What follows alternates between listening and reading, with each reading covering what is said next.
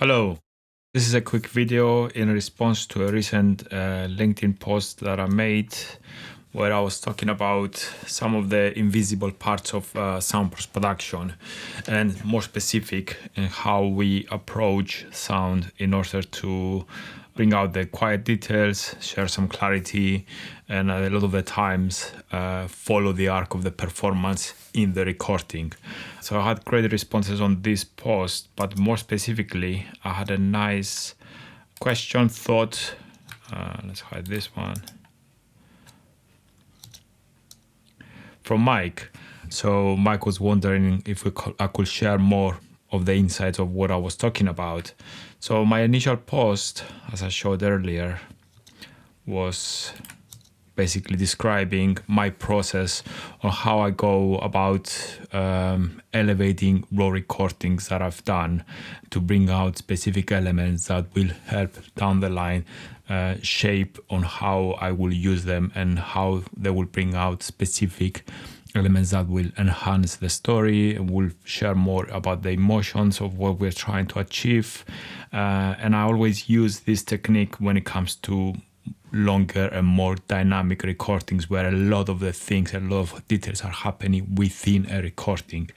So what we have here is a recording of a train arriving on a platform. It's the underground or tube station somewhere in London. So let's have a listen.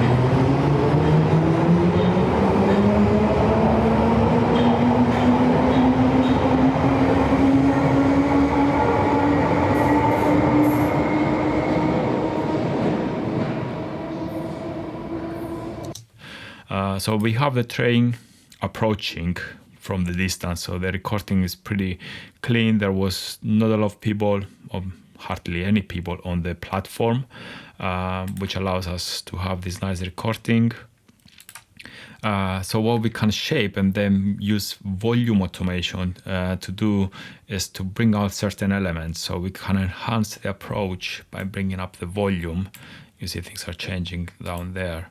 As it comes closer to us. So you still get the perspective of the distance of the sound, but at the same time, you better hear what's coming towards you, and that can be used in a creative way.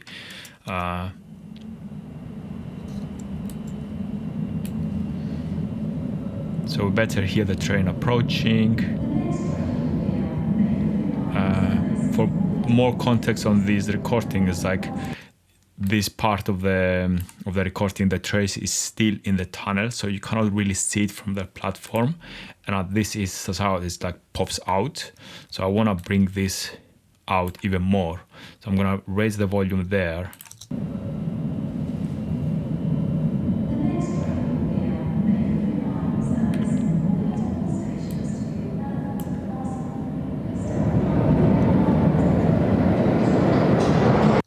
So you hear like this dynamic shift that is happening. So I want to enhance it even more, over exaggerated actually in this moment, in this instance, but that's what I'm trying to achieve with pushing up the volume. So you can see it's coming a lot louder and it's more impactful and more dramatic at the same time. And then we just see the train here exiting, like the first appearing from the tunnel. So it's going to be even more push.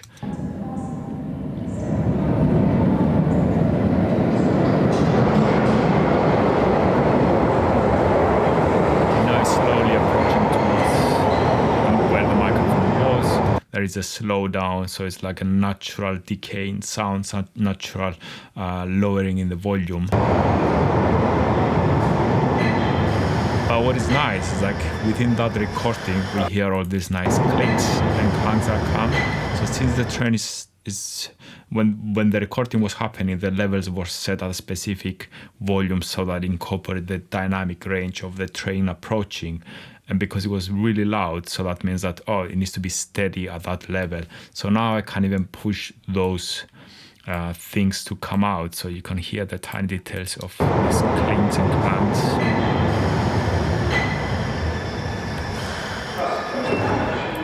The doors open, we have the announcement.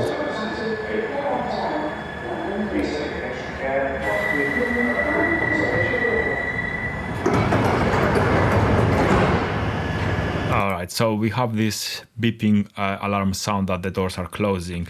And if I want to make it even more dramatic, this is not happening in real life in the sense of like it doesn't go up in volume with the alarm, it's just a steady tone. But like for me, it works better if I push up the volume slightly, so it creates a more dramatic effect on the sound. And it's better, tells like a story if you're creating a story of like, oh, there is an anxious moment, like there is like a dramatic, stressful moment that you're trying to create, and you build up anticipation. So bringing up the volume along with the physical aspect of the recording of the type of the sound will enhance that specific moment.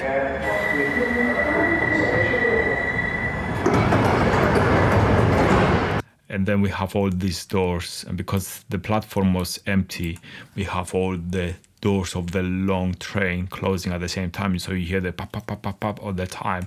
So you just want to bring that out even more in this recording.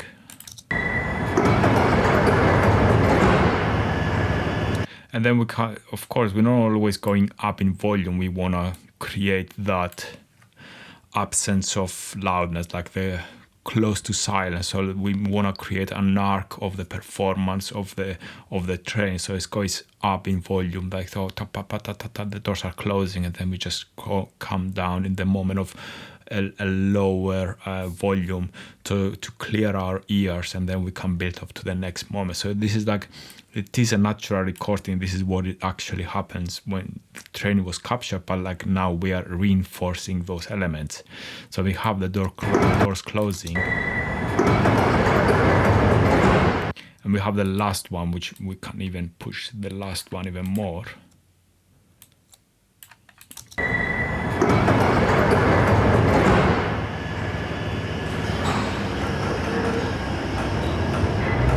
And then we have these nice clicks and clankings here.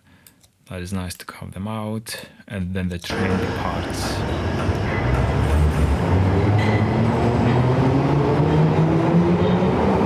Again, so we hear, because it is a static recording in the sense that the microphone is not moving, is on the platform, capturing what's happening around the microphone. So the train is departing, but at the same time, because it's a long train, so it's steady. So if we push up the volume along with the pitch shift that is happening of the hydraulics of the system, we have a nice arc that is created as the train departs.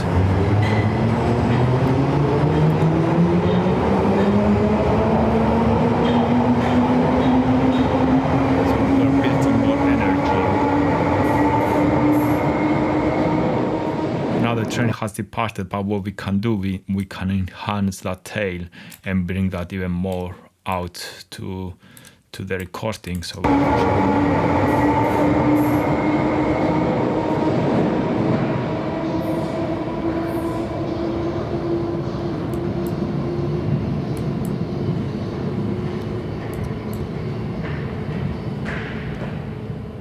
then the train departed.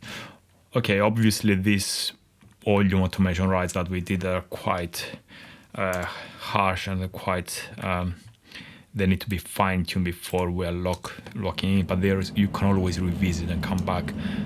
But I do like how everything is shaped now, and then once we save this one, it will go back to our sound effects library, and it's going to be ready to be used in a specific scene when it's needed, and this might work as a specific starting point, or like if we might cut specific moments from this. Like I love this,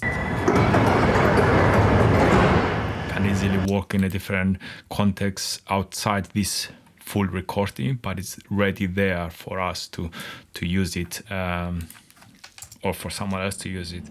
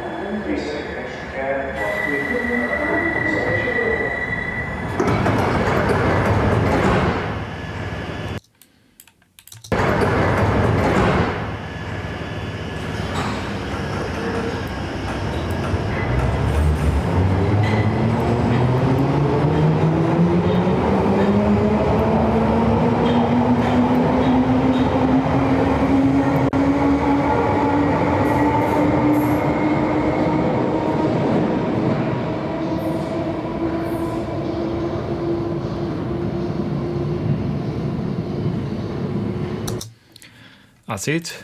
I hope you found this useful and helpful, and I hope it clears some of the things that a sound designer and sound effects editors do in order to prepare material to have it ready to be used in any context where it's needed.